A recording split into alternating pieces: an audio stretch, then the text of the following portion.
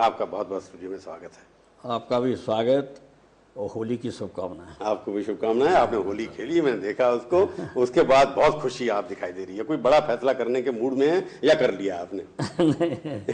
चलिए सवाल कीजिए। नहीं, मूड में तो है ना आप? अच्छा निकालिए ना हमारे।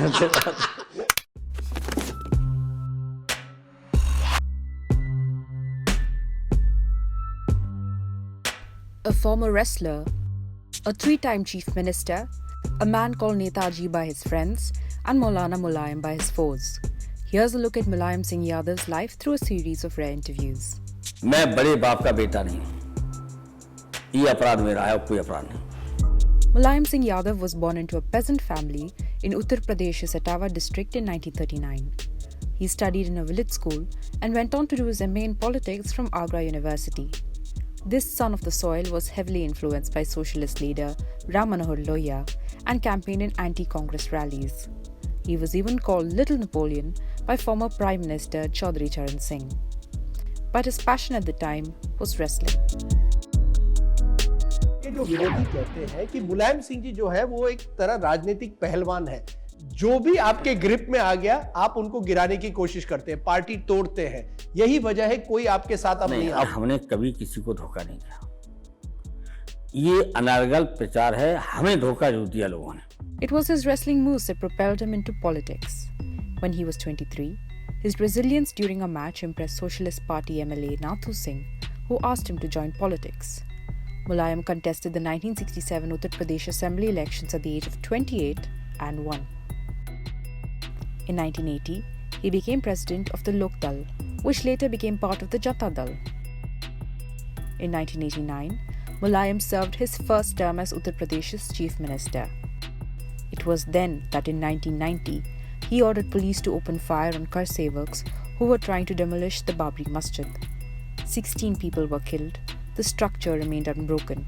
Earning his secular credentials thus, he acquired the nickname Mulla Mulayam.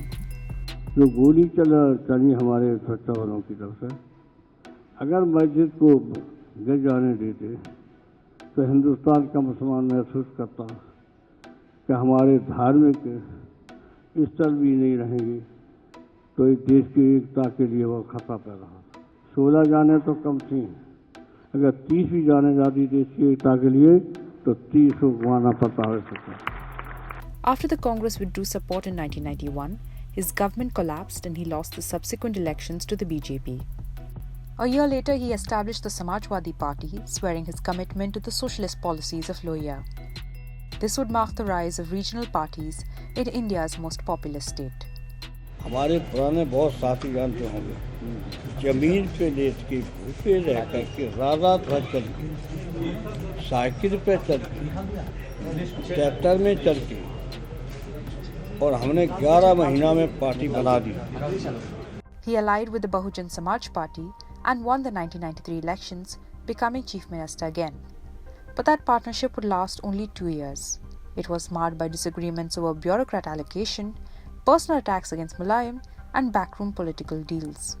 In 1995, BSP chief Mayawati announced that she was severing ties with the SP and struck a deal with the BJP. Immediately after, she moved to a government guest house with other BSP MLAs. What happened next would destroy their political ties for over 2 decades. Angry SP workers ransacked the guest house and allegedly assaulted BSP MLAs. They hurled casteist and sexist slurs at Mayawati, who saved herself by locking herself in a room. Mulayam was accused of coordinating the attack. He was sacked as chief minister and Mayawati took his place. हाँ, ये बड़ी भूल थी जो 93 का चुनाव हम लड़े हैं, BSP से मिल के, वो हमारी बहुत बड़ी भूल। With his fortunes reversed in his home state, Mulayam set his sights on Delhi. In 1996, the Samajwadi Party became part of the United Front coalition government at the centre. His name was floated as Prime Minister, but RJD chief Lalu Prasad Yadav shot it down.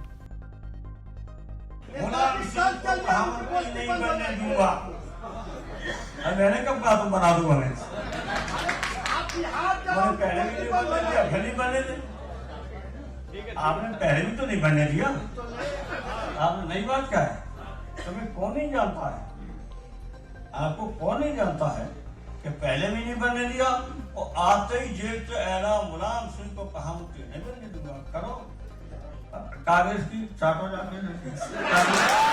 Mulayam was instead named India's defense minister. When the NDA coalition government fell in 1998, Mulayam played kingmaker. When Sonia Gandhi staked claim to form the government, Mulayam's refusal to back her as prime minister due to her foreign origin scuttled the Congress's chances of forming the government. This snub would hurt Mulayam in the years to come. The Samajwadi party was benched when the UPA came to power in 2004 and 2009. Sonia जी से दुश्मनी कभी नहीं मानी। सोनिया जी अब हमें पता चला कि बहुत दुश्मनी हमसे मानती हैं। Mulayam, however, fared better in his home ground. In 2003, after the BJP withdrew support to the BSP government in UP, Mulayam Singh once again became chief minister. He introduced several welfare schemes like unemployment allowances, farmer insurance, and was known for his minority outreach programs. Muslim voter जो है वो पिछले 15 साल से लगातार आपको vote दे रहा है। आप मुझे बताइए, आम मुसलमान के लिए आपने क्या किया है? जहाँ तक कि मुसलमान भाइयों का सवाल है, 15 साल से नहीं 20 साल से मेरे साथ। सर, उनके लिए आपने किया क्या है? अगर बीजेपी ने हिंदू वोट बैंक बनाने की कोशिश की है, आपने एक मुस्लिम वोट बैंक बनाई। हमने कभी धर्म के नाम पर राजनीति नहीं की है।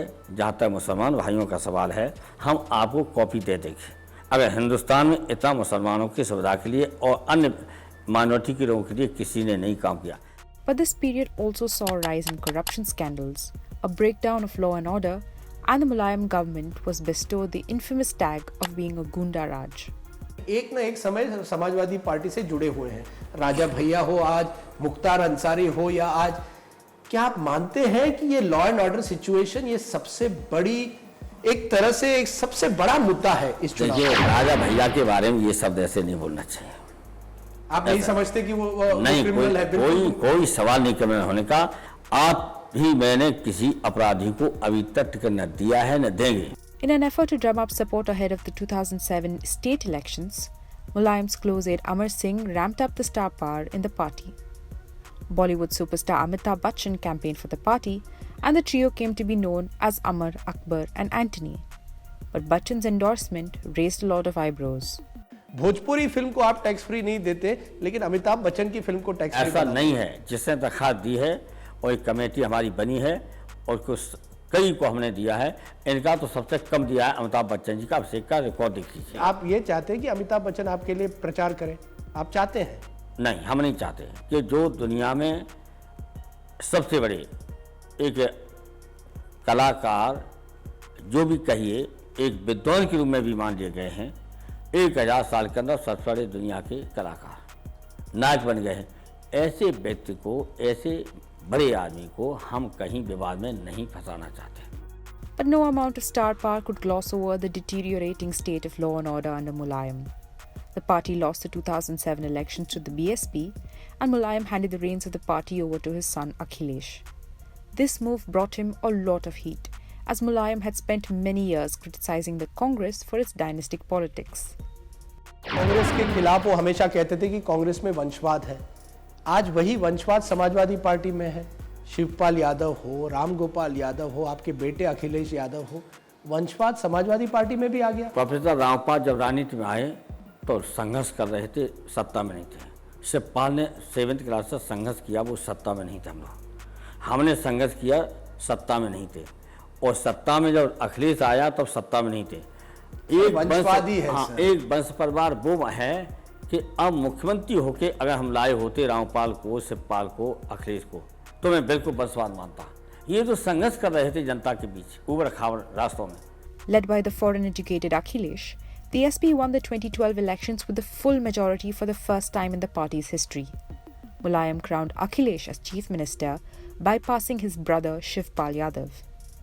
Mulayam was keen to reform the SP's image as a Gunda party. 16.5 crore रुपया माफ कर दिया किसान। सर, आपकी तो बात आप बता दो, हिंदुस्तान में इतने अच्छी कार्यक्रम कौन सी सरकार करा रही? लेकिन क्या गुजरात में ऐसा काम हो रहा है क्या? हाँ, जो आप ला रहे, वही मैं कह रहा था कि आप नरेंद्र मोदी से तुलना कर रहे हैं। आप लोगों की जाने कैसे पत्रकार हैं। ठीक है, आप ही लोगों में नहीं ठीक है। आपने कभी कहा कि ऐसा काम हो रहा वहाँ? इसका ये मतलब सर, मैं दोबारा से मैं बीजेपी के सवाल पे आता हूँ। अगर ऐसा नहीं है तो हम नहीं कर पा रहे ऐसी सेवा। जैसे और लोग सेवा कर लेते हैं। ठीक है, तो वो हम नहीं कर पा रहे। मैं दोबारा से बीजेपी के सवाल पे इसलिए आना चाहूंगा क्योंकि आप ना, खुद इस पे क्यों नहीं आते हो? मैं आ रहा हूँ ऐसा क्यों ना? सर मैं आ रहा हूँ। मैं ये आज बता दो, हिंदुस्तान में सिंचाई और ट्यूबवेल की सिंचाई, नहर की सिंचाई किसानों को मुफ्त कहाँ है?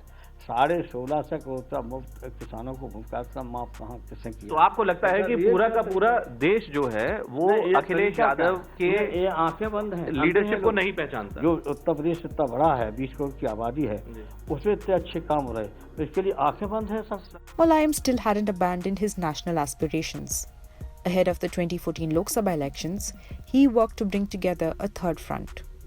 आपको नहीं लगता कि हो सकता है जो बाकी दल हैं वो आपके साथ सर किसी भी प्रकार का राजनीतिक अलायंस करने में डरे, क्योंकि मुलायम सिंह जी का पता ही नहीं वो आज क्या बोलेंगे कल क्या बोलेंगे? ये तो कभी नहीं मैंने ऐसा किया। बहुत से लोग ऐसे भी आपके जो विरोधी हैं वो ये कह रहे हैं कि दरअसल मुलायम सिंह यादव इसलिए ये एक दिन कुछ कहते हैं क्योंकि वो कोई राजनीतिक डील करने में लगे हैं कांग्रेस। वो ऐसे लोग धोखेबाज हैं, वही लोग धोखेबाज। हाँ, वही लोग धोखेबाज जो ऐसा कहते हैं, उन्हीं के लिए मैं कहते हैं धोखेबाज। The third front formula failed and Samajwadi party went from 23 seats to just 5 in the Lok Sabha. Things weren't looking too good in their home state either. While Akhilesh was keen on revitalizing the UP government, Mulayam kept the spotlight on the Samajwadi party with an unfortunate series of sexist comments. अगर ये महिला bill pass हो जाता तो हमारी गरीब महिलाओं को मौका नहीं मिल सकता था। क्या रेप में फांसी दी जाएगी?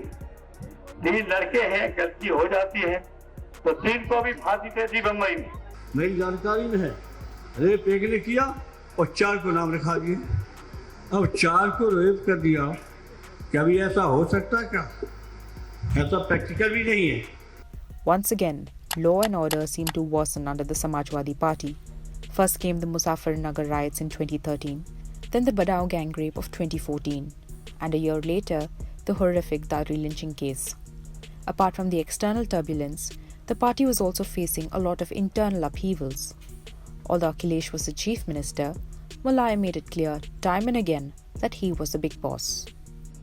और अखिलेश चाहे तो 15 दिन में कानूनता की बात खत्म हो जाएगी, 15 दिन के अंदर। और हम होते मुख्यमंत्री तो 15 दिन में बता दे तो करें। अच्छा, असली पार्टी बना सकते थे नौजवान, यूथ के 4 नेता बन सकते थे, चारों मेहनत करते थे। 4 यूथ के, चाहे योजना सभा, चाहे यूथ नेता, तो दहिया मानी,